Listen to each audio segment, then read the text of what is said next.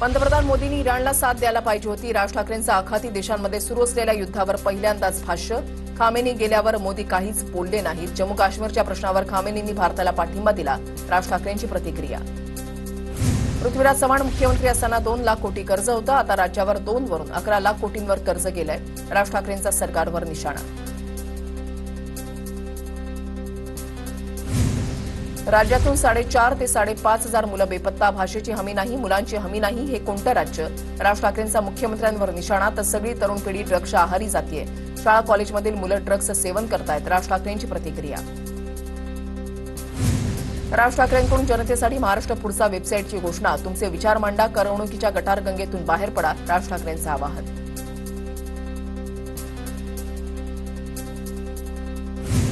होंदूबाबा अशोक खरातच्या मालमत्तांची झाडाझडती सुरू. खरातनं काही वर्षांमध्ये जवळपास 200 कोटींची माया जमवल्याची चर्चा.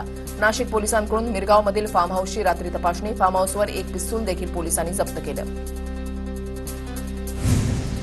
होंदूबाबा अशोक खरात प्रकरणी एसआयटीची स्थापना. तेजस्विनी सातपुते यांच्याकडे एसआयटीची जबाबदारी. 24 तारखेपर्यंत अशोक खरातला पोलीस कोठडी. अशोक खरात ढोंगी साधू. अशोक खरातवर योग्य कारवाई झाली पाहिजे. गिरीश महाजनांची प्रतिक्रिया. अशोक खरातनं चुकीचं काही केलं असल्यास कारवाई व्हावी. सकाळी जे पत्रकार परिषदेमध्ये सांगतात ते खरं असं समजू नये. नाव न घेता उदय सामंत यांची संजय राऊतांवर टीका. चाकणकरांची पाठराखण करण्यासाठी भरणे पुढे आले. अजितदादांसाठी का नाही? दादांना न्याय मिळावा यासाठी एकही मंत्री पुढे आले नाही. त्याची खेद. विकास लवांडेंची मंत्री दत्तात्रय भरणेंवर टीका. भरणेंकडून चाकणकरांची पाठराखण. लवांडेंचा आरोप.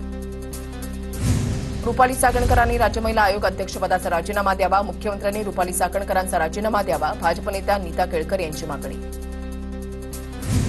कॅप्टन खरातच्या घरातील व्यक्तींची टीव्ही 9च्या प्रतिनिधींवर दादागिरी. मंगल्याबाहेर वार्तांकन करण्यासाठी गेलेल्या टीव्ही 9च्या टीमकडून कॅमेरा मोबाईल हिसकावून घेण्याचा प्रयत्न. महिलेचं शोषण केल्याप्रकरणी खरात सध्या अटकेत. मुंबईतील बीकेसीमध्ये gen O pixel and play and global export गेम्सचं उद्घाटन मुख्यमंत्र्यांच्या हस्ते संपन्न. राजकारणामध्ये खेळ खेळताना इतर खेळ खेळायला कमी वेळ मिळतो. मुख्यमंत्र्यांचं खुमासदार शैलीमध्ये उत्तर.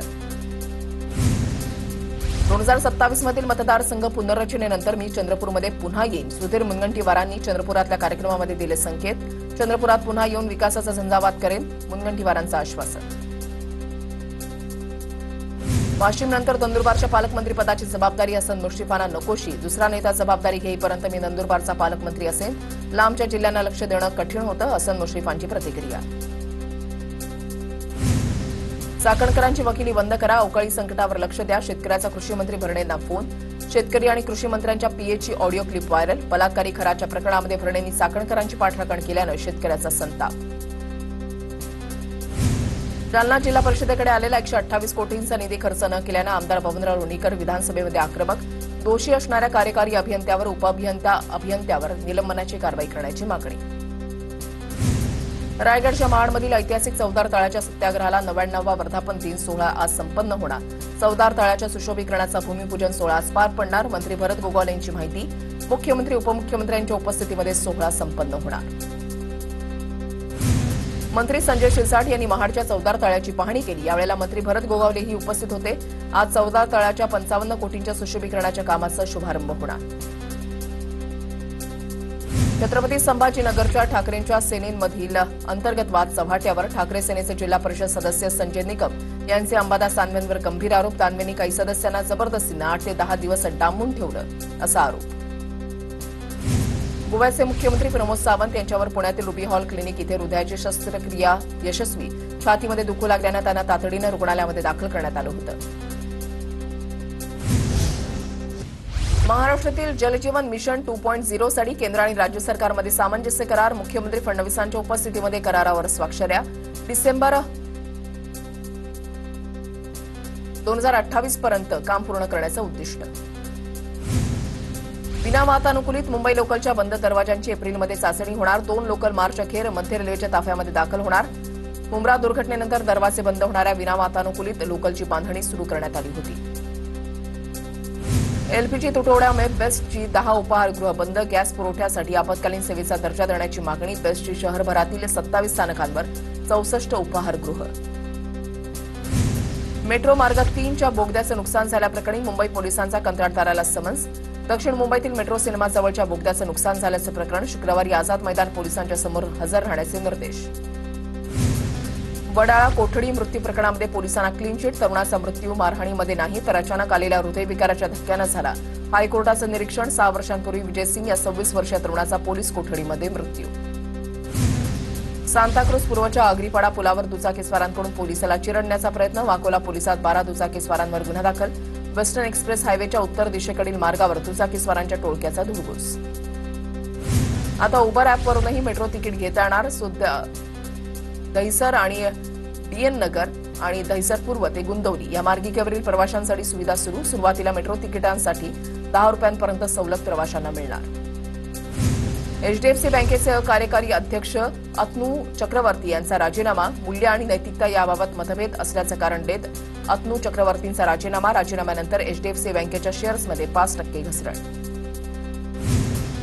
डोंबिवलीकरांना एमआयडीसीच्या पाणी बिलावर डिपॉझिट धक्का. ग्राहकांना पाणी बिलासोबत 500 रुपयांपासून ते चक्क 12,000 रुपयांपर्यंत अतिरिक्त डिपॉझिट भरण्याचे आदेश. रक्कम एक रकमी भरण्याची सक्ती. अतिरिक्त डिपॉझिट विरोधात डोंबिवलीकर आक्रमक. एमबीबीएस महाविद्यालयामध्ये प्रवेशाच्या नावाखाली तरुणीला 8 लाख रुपयांना फसवलं. पुण्यातील येरवडा पोलीस ठाण्यामध्ये गुन्हा दाखल.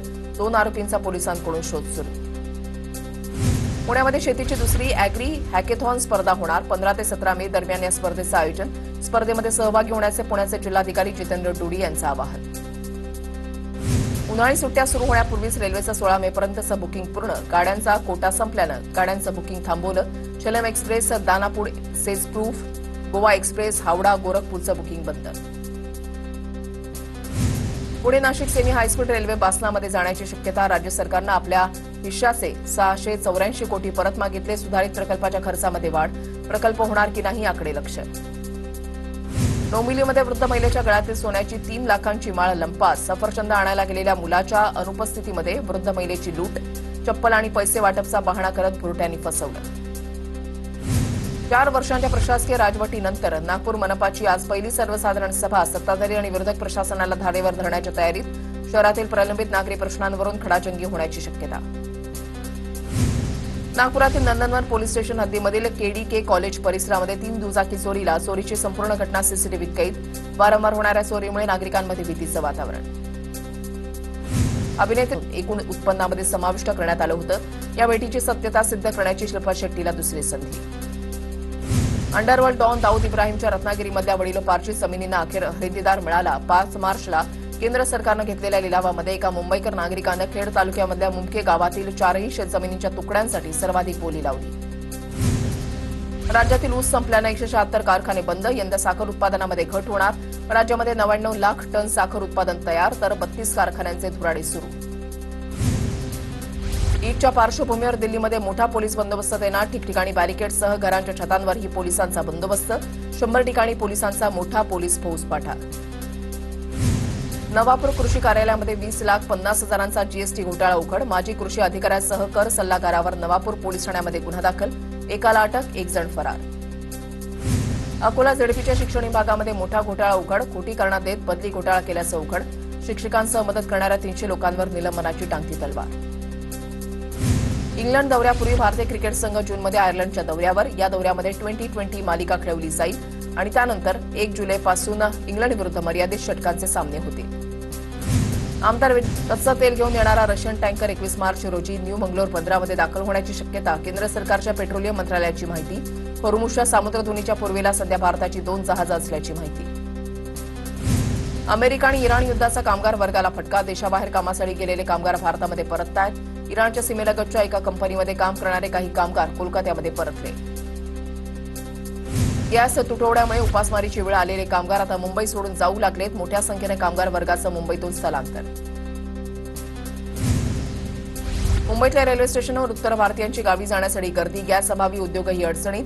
हाताला काम नसल्यामुळे कामगारांचा मूळ गावी परतण्याचा निर्णय. आखाती देशातील युद्धामुळे स्टील दरामध्ये वाढ. अगोदर 55 ते 56 रुपये किलोवर असलेला स्टीलचा दर 61 रुपयांवर. कच्च्या मालाच्या दरामध्ये वाढ झाल्यानं आणि मालाच्या तुटवड्यामुळे स्टीलच्या दरामध्ये वाढ. नागपूरच्या ग्रामीण भागामध्ये गॅस सिलेंडरसाठी लोकांची गर्दी कायम. कोराडीमधील एचपीच्या गॅस गोडाऊन बाहेर सकाळपासून लोकांची गर्दी. पहाटेपासून लोक घरगुती गॅस सिलेंडरसाठी रांगेत. ऑनलाईन नंबर लागत नसल्यानं अनेक ग्राहक त्रस्त. 1800 रुपयांच्या व्यावसायिक गॅससाठी नांदेडमध्ये 3,500 रुपये मोजण्याची वेळ. एजन्सी चालकांकडून गॅसचे दर दुप्पट केल्याची हॉटेल चालकांची माहिती. गॅस सिलेंडरच्या नावाखाली नागरिकांची फसवणूक. चेंबूर पोलिसांकडून झोपडपट्टी भागामध्ये जनजागृती मोहीम. गॅस सिलेंडरच्या नावाखाली ऑनलाईन फसवणुकीचे प्रकार समोर. चेंबूर पोलिसांनी सर्वप्रथम जनजागृती मोहीम हाती घेतली. अवकाळी पावसाचा राज्यातील 11 जिल्ह्यांना फटका. जवळपास 7,000 हेक्टरवर शेतकऱ्यांचं नुकसान. 30 तालुक्यांना अवकाळीचा फटका. गहू, हरभरा, कांदा आणि आंबा पिकांचं मोठ्या प्रमाणावर नुकसान. अहिल्यानगरच्या पारनेरमधील ढवळपोरी परिसरामध्ये वादळी वाऱ्यासह गारपीट. जोरदार पावसामुळे शेतकऱ्यांची चिंता वाढली. काढणीला आलेला गहू, हरभरा, भुईमूग, तूर पिकांसह चारा पिकांचं नुकसान. सांगलीच्या खानापूर तालुक्यामध्ये गारपिटीचा फटका. शेकडो हेक्टर द्राक्ष बागांना फटका. भिवघाट, करंजे, पानूरगड, पळशीसह आसपासच्या गावामध्ये गारपीट आणि वादळी वाऱ्यासह जोरदार पाऊस. जालन्याच्या बदनापूर आणि घनसावंगी तालुक्यामध्ये वादळी वाऱ्यासह अवकाळी पाऊस. अवकाळीमुळे बाजरी आणि मक्याचं अतोनात नुकसान. तर वाशिममध्ये अचानक आलेल्या पावसामुळे मूर्तिकारांची तयार मूर्ती भिजून मोठं आर्थिक संकट. धुळ्याच्या कासारे परिसरामध्ये गारपीट. गारपिटीमुळे शेतकऱ्यांच्या कांदा, गहू, हरभरा पिकांचं नुकसान. नंदुरबारच्या सातपुडा परिसरामध्ये अवकाळी पावसाचा तडाखा. अवकाळी पावसासह झालेल्या गारपिटीच्या शेती पिकांना मोठा फटका. दळगाव तालुक्यामधल्या हमाना परिसरात गारांचा खच. पालघरमध्ये वादळी वाऱ्यासह अवकाळी पावसाला. अचानक आलेल्या पावसानं नागरिकांची तारंबळ. तर वीटभट्टी चालकांचं मोठं नुकसान. नांदेडमध्येही वादळी वाऱ्यासह अवकाळी पावसाचा तडाखा. काही भागात गारपीट झाली असून यामुळे काढणीला आलेल्या पिकांचं नुकसान. अकोल्यामध्ये अवकाळी पावसाचा तडाखा. सावरा, मोहाळा, वडनेर, गंगईसह तब्बल 15 ते 20 गावांमध्ये गारांसह मुसळधार पाऊस. गारपिटीचा सर्वाधिक फटका फळबागांना. आंबा पिकांचं नुकसान.